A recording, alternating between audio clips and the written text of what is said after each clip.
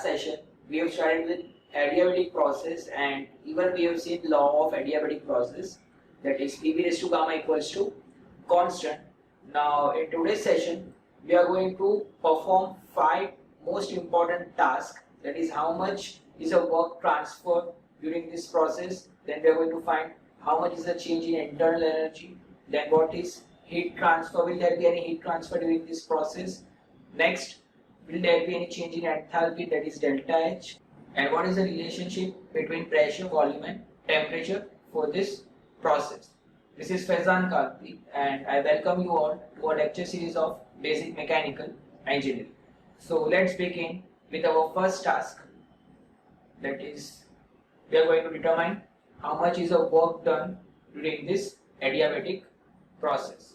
So now as you can see on your screen, we know the formula of work output, that is work is equal to pressure into change in volume, PdV, right? So now in order to find out total work done, what we are going to do, we are going to integrate it, that is in a limit from state 1 to state 2. So work done is equal to integration from state 1, that is V1 to V2 PdV, and integrating with respect to volume. Now as we know that all the 3 parameters, pressure, volume and temperature, are variable in this case. So for integrating with respect to volume, it is required to convert pressure in terms of volume, right? So how we can do this? So this can be done by using a law of adiabatic process, that is which we have derived in our last session. Pv raised to gamma is equal to constant. So from this equation we can express P in terms of volume, that is P is equal to C upon V raised to gamma. So as you can see on your screen, I have written in the next step, W is equal to integration from state 1 to state 2 C upon V raised to gamma dV. Now C is a constant, so C will come out of integration, and now integrating, and now in the next step I have taken V in a numerator. So what is going to happen? So its power is going to become negative, right? So in the next step I have written W is equal to integration V1 to V2 C V raised to minus gamma dV. Now taking C common out, since it is a constant, we know integration of V raised to minus gamma dV is what? So it is equal to V raised to minus gamma plus 1 upon minus gamma plus 1. So whatever is there in a power will be divided, that is will come in a denominator of that term after integration. So in the next step, as you can see, I have written W is equal to C upon minus gamma plus 1 in a bracket V raised to minus gamma plus 1, and applying the limits, that is from V1 to V2, state 1 to state 2. Now after applying the limits, final equation will become C upon minus gamma plus 1 in a bracket V2 raised to minus gamma plus 1 minus V1 raised to minus gamma plus 1.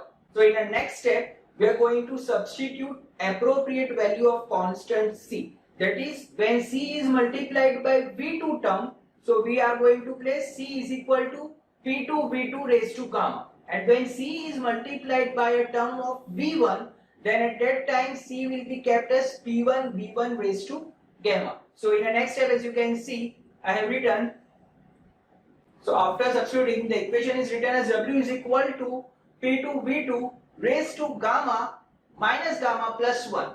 That is a value of C, which is P2 V2 raised to gamma, and the actual value of V2, that was minus gamma plus 1. So the power of V2 has been added up, right? And again further I have written minus P1 V1 raised to gamma minus gamma plus 1. Now after doing that, in the next step we can say that plus gamma and minus gamma are going to get cancelled out, so the equation of work done will become P2 V2 minus P1 V1 upon minus gamma plus 1.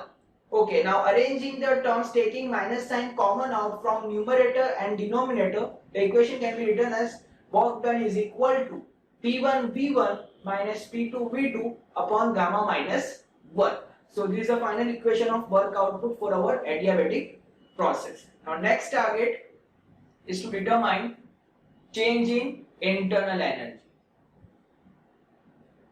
Okay, so as you can see on your screen, the equation is displayed. We can derive the formula of internal energy by using the equation of work output. So work done is equal to P1 V1 minus P2 V2 upon gamma minus 1. Now in the next step what I have done, I have kept a value of PV from characteristic gas equation, that is PV is equal to mRT. So the equation of work done will become mR T1 in a bracket T1 minus T2 upon gamma minus 1. Further in the next step, notice carefully, that is I have placed CV in place of R upon gamma minus 1. So if you remember that this is a very well known equation which we have formed from our Mayer's equation, Cp minus Cv is equal to R, after dividing both the side of this Mayer's equation by Cv. So we were getting Cv is equal to R upon gamma minus 1. So over here I have simply replaced R upon gamma minus 1 by our term Cv, that is specific heat capacity constant volume. So the equation becomes W is equal to mCv T1 minus T2.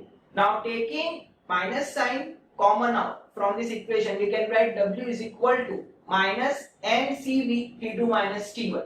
Now we know the formula of internal energy, that is equal to mCv T2 minus T1. So we can say that from this value W is equal to minus delta U, indicating that work is done by the system at an expense of its internal energy, which is proved over here.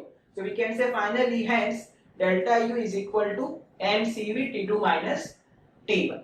Okay, so I hope guys that you are clear up till here. We have performed two tasks. First we have determined work output and second change in internal energy. Now determining our next task, that is how much will be heat transfer during this process. So we know that adiabatic process is actually a one in which there is no heat transfer. So we can directly write from our first law of thermodynamics, that is Q is equal to delta U plus W. Now from this equation 1 and 2, that is from work done equation and delta U equation, we know that W is equal to minus delta U, right? So both these terms are going to get cancelled out, so we are going to get Q is equal to 0. Okay, now let's perform our next task, that is determining change in enthalpy. So this is very simple. Again, change in enthalpy is final enthalpy minus initial enthalpy, which we have already done in our previous topics, that is even in constant temperature, even in constant volume and constant pressure. So we know the formula of enthalpy H is equal to U plus PV. So we can say that in place of H2 at a final enthalpy we can write U2 plus P2 V2, and in place of initial enthalpy H1 we can write U1 plus P1 V1. After arranging the terms, we are going to get U2 minus U1 plus P2 V2 minus P1 V1. So in the next step, further I have substituted the value of delta U, that is mCv T2 minus T1, and in place of P2 V2 minus P1 V1, I have placed mRT, that is from characteristic gas equation mR T2 minus T1. In the next step further, I have substituted the value of R from Mayer's equation, that is R is equal to Cp minus Cv. So the equation is going to become further mCv T2 minus T1 plus m in a bracket Cp minus Cv in a bracket T2 minus T1. Now if you see again carefully, the term plus Cv and another term minus Cv will get cancelled out. So the final equation of delta H will become mCp T2 minus T1. Okay. Now this up till here we have performed 4 tasks, that is work done is how much, internal energy is how much, Q is how much, and delta H is how much. Now last task, that is we need to determine relationship between pressure, volume and temperature. Now over here while deriving relation we are going to use two equations, that is first is the law of adiabatic process applying on state 1 and state 2, P1 V1 raised to gamma is equal to P2 V2 raised to gamma. Let's say this is equation 1. And second, we are going to use combined gas equation. Applying at state 1 and state 2, we can write T1 V1 by T1 is equal to P2 V2 by T2. Now, up till now, if you remember, we have just used combined gas equation to determine relationship between pressure, volume and temperature. But in this case, we are going to use a combined gas equation as well as law of adiabatic process. Why? Because in combined gas equation, the term adiabatic index gamma is not considered, right? So we also need to include gamma, that is adiabatic index. Whereas in our first case adiabatic law, temperature is not mentioned. It is just giving a relationship between pressure and volume. So in simple words, I can say that we are actually going to combine both these equations to determine relationship among these 3 parameters. So let's begin. Now on your screen, as you can see what I have done. So the second equation, that is combined gas equation, is expressed in terms of ratio of temperature. T2 by T1 is equal to P2V2 by P1V1. Now in the next step what I have done, so from equation number 1 you can clearly see that we can substitute a value of P2 by P1. So from equation 1 I can say that P2 by P1 will be equal to V1 by V2 raised to gamma, right? So I have just substituted a value of P2 by P1 from our equation 1. So final equation becomes T2 by T1 is equal to V1 by V2 raised to gamma into V2 by V1. Now in the next step what we are going to do, we are going to arrange the power of V1 by V2. So over there it is given V2 by V1, right? So we are going to take reciprocal. So it is going to become in the next step T2 by T1 is equal to V1 by V2 raised to gamma minus 1. So this is the first equation giving a relationship between temperature and volume. Okay, that is a TV relation. And equation number 1 represents the PV relation, that is P1 V1 raised to gamma equals to P2 V2 raised to gamma. Okay, so we have found out two relations. First, P1 V1 raised to gamma equals to P2 V2 raised to gamma, that is PV relation. And second, TV relation. Remember the equation, T2 by T1 is equal to V1 by V2 raised to gamma minus 1. Now third relation is remaining, that is TP relation, temperature and pressure relation. So how we can determine? So in the next step it is very simple.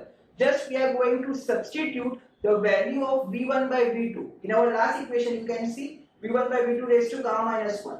So in place of V1 by V2, from equation number 1, see carefully, can I write V1 by V2 is equal to P2 by P1 raised to 1 by gamma, right? So after placing the value of P1 by V2 in this equation, the final equation is going to become T2 by T1 is equal to P2 by P1 raised to gamma minus 1 upon gamma. Okay guys, so I hope that you are clear with this equations, that is PV relation, TV relation and TP relation. So today we are keeping up till here. In our next session we will see numerical based on this adiabatic process, and even we are going to start our new process, that is polytropic process. Till then, stay tuned and thank you all.